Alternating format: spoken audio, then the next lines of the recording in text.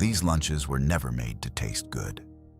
In the 1930s, some American children came to school carrying lunchboxes with nothing inside but a piece of dry bread. Others had a cold potato left over from the night before.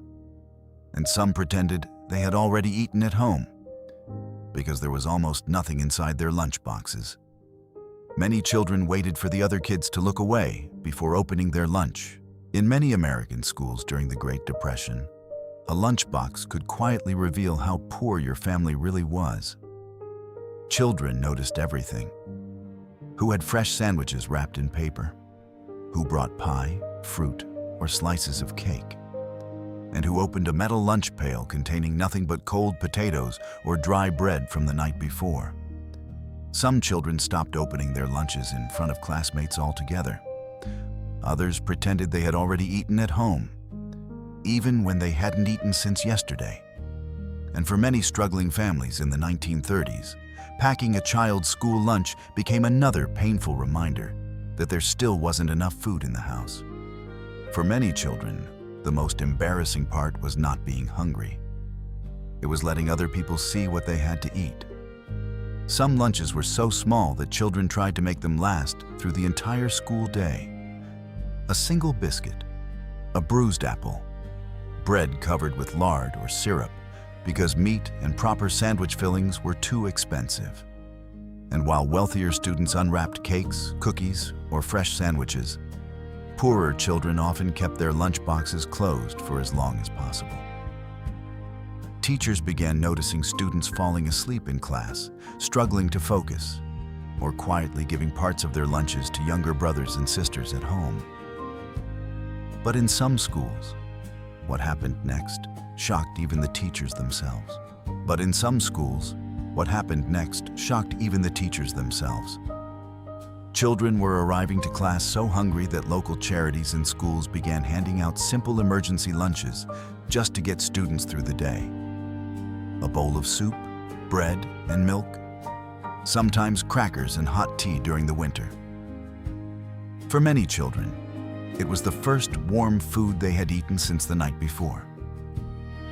Teachers quietly kept extra food in their desks for students who looked too weak to concentrate. And some children became so ashamed of needing help that they refused to take the free meals unless nobody else was watching. But even those emergency lunches could not hide how deeply the Great Depression was changing the lives of American children at home.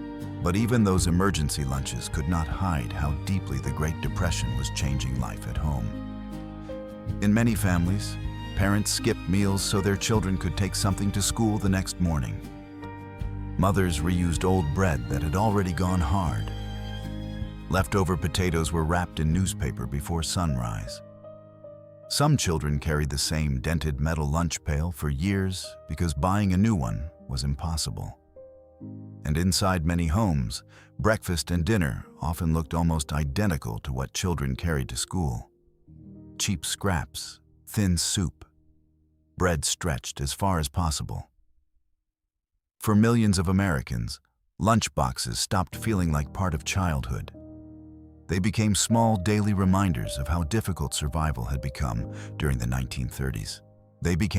daily reminders of how difficult survival had become during the 1930s. And decades later, many Americans who lived through the Great Depression still remembered those school lunches more vividly than almost anything else from childhood.